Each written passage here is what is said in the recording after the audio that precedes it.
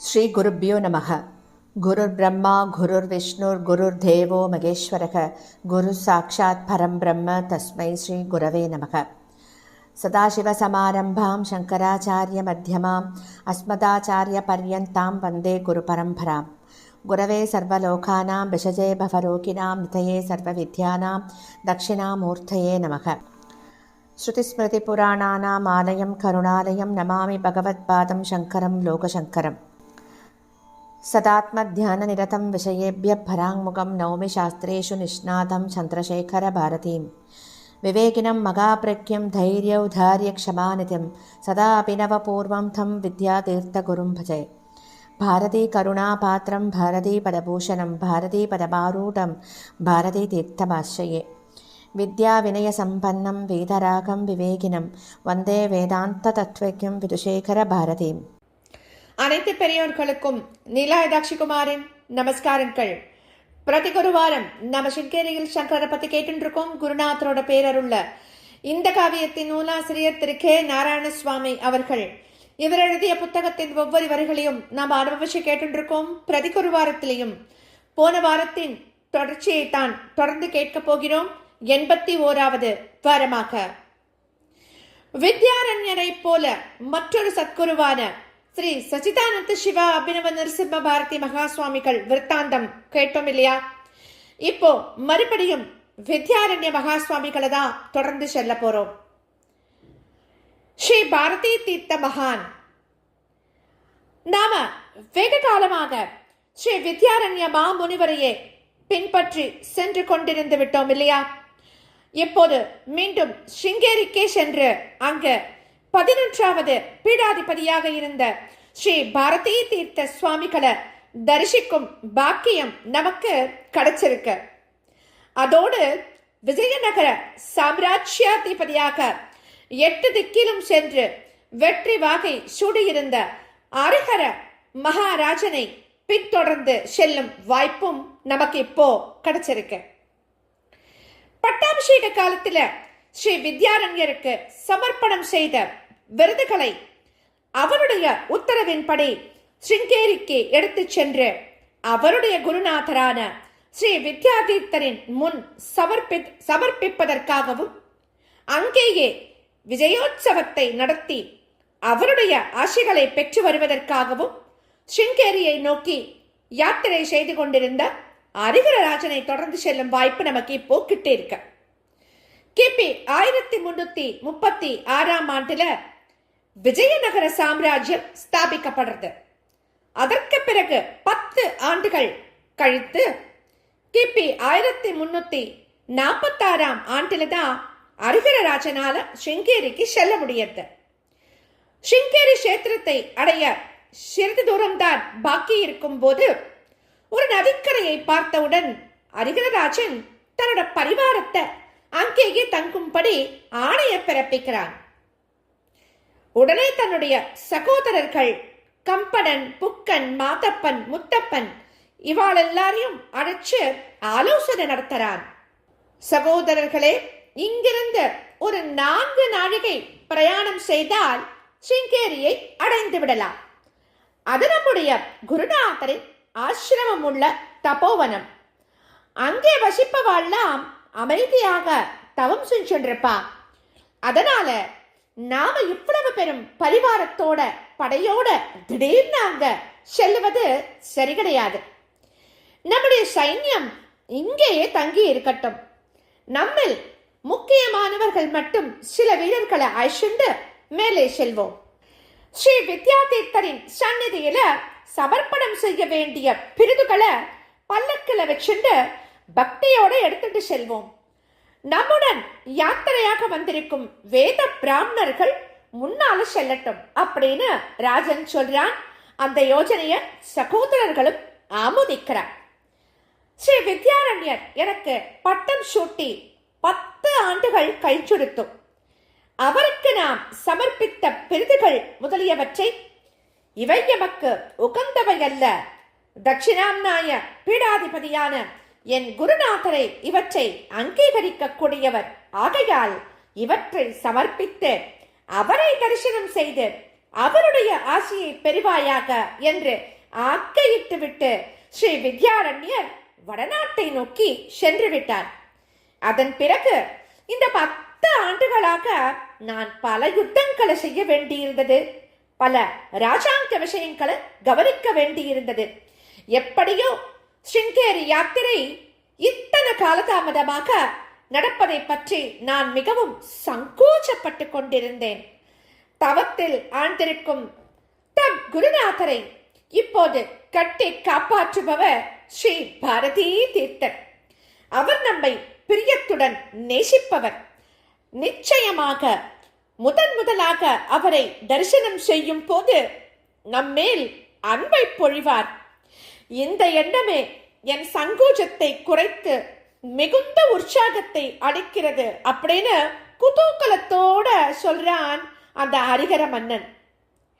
சைன்யமும் பரிஜனங்களில் அநேகரும் அங்க தங்கிவிட அரச குடும்பத்தை சேர்ந்தவாளும் மந்திரி பிரதானிகளும் வேத விற்பன்னர்களும் மட்டும் பிரயாணத்தை தொடர்ந்து நடத்துறார்.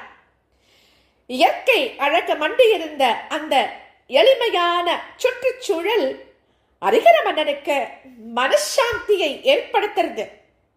நீண்ட காலமாக ராஜரீக விஷயங்கள்லாம் ஓயாம அவனுடைய மன நிம்மதிய கொலைச்சிருந்தது.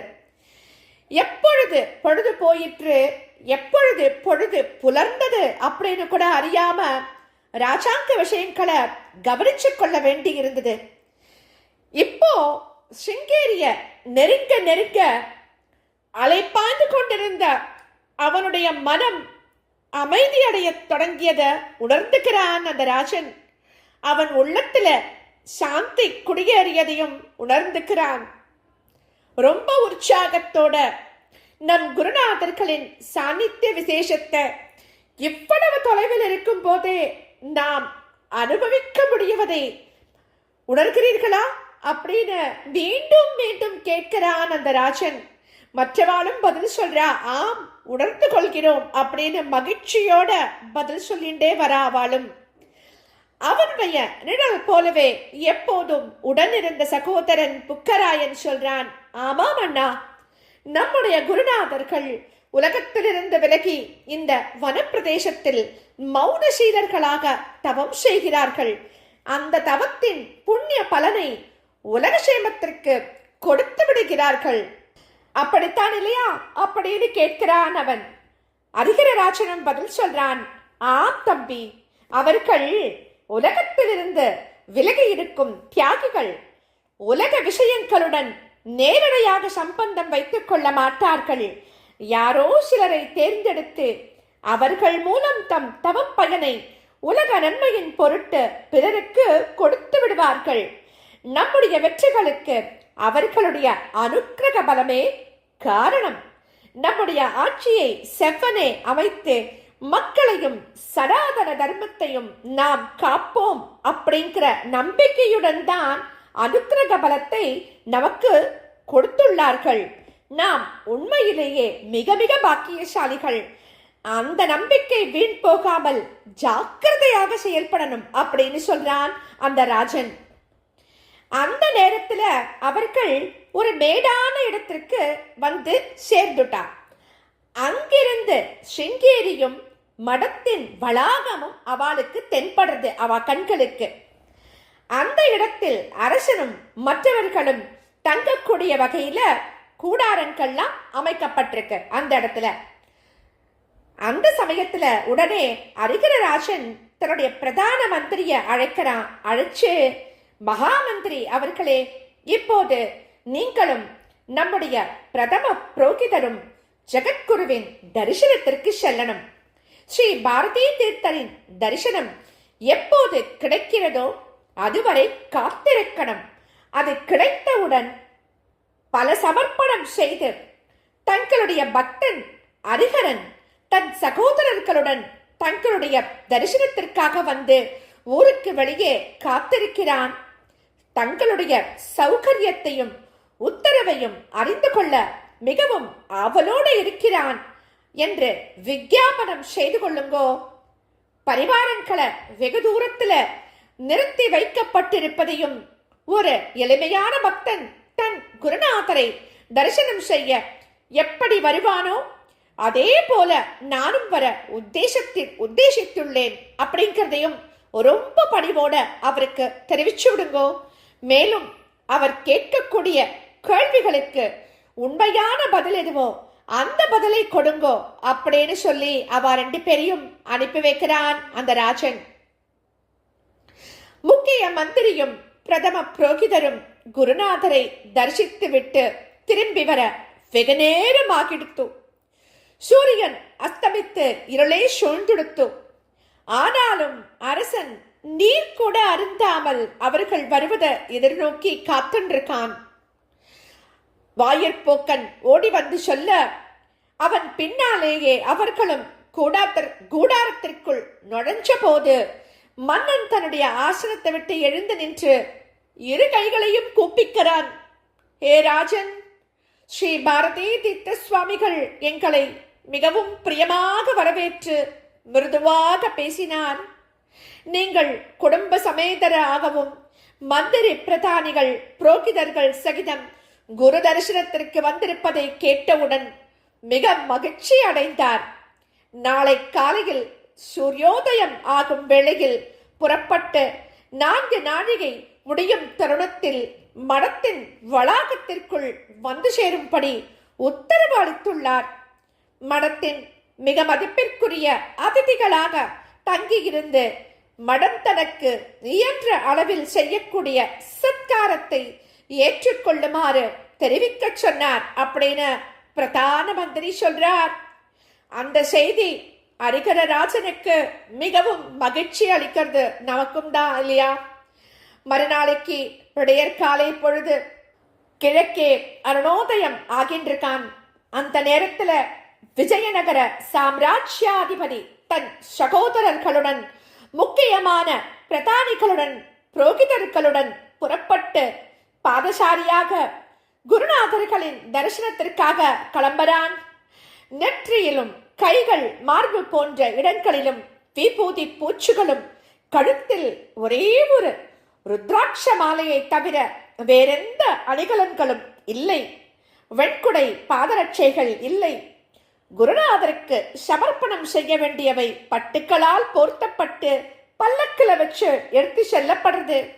மிகவும் சுபமான திதி, நட்சத்திர யோக கரணங்கள் ஆகியன எல்லாம் கூடியிருந்த நல்ல முகூர்த்த வேளையில மடத்தின் வாயிலை அடைந்து தன் வலப்பாதத்தை உள்ளே வைத்து பிரவேசிக்கிறான் அந்த ராஜன். காலம் காலமாக தொடர்ந்து இருக்கக்கூடிய ஒரு தெய்வீகமான தொடர்பு அந்த சுபமான தருணத்துல தொடக்கமானதை அவன் அப்போதான் உணர்ந்துக்கிறான். அப்படி அவன் உணர்ந்ததும் அவனுடைய மெய் சிலிர்த்து போயிடுத்து.